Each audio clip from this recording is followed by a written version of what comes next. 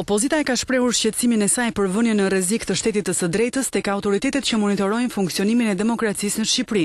Një prej tyre, Asamblea Parlamentare e Këshillit të Evropës, nëpërmjet bashkëraportuesit për Shqipërinë Jonathan Evans, është njohur me shqetësimin kryesor të opozitës, që lidhet sipas kreut Partisë Demokratike Lulzim Basha me rritjen e kriminalitetit dhe narkotrafikut në vend. Zoti Basha thotë se trafiku i drogës me alibin dhe mbrojtjen qeveritare është një burim financimi i korrupsionit politik dhe përbën një rrezik të jashtëzakonshëm për zgjedhjet dhe demokracinë. Opozita kërkon që Asamblea Parlamentare e Këshillit të Evropës të përfshijë në raportin e monitorimit për Shqipërinë edhe shqetësimin e Partisë Demokratike për mosbatimin nga ana e qeverisë të vendimeve të gjykatës kushtetuese dhe të gjykatave të tjera, për shkarkimet masive dhe të padrejta nga administrata publike, si dhe dhunimin e të drejtave të pronësisë së qytetarëve.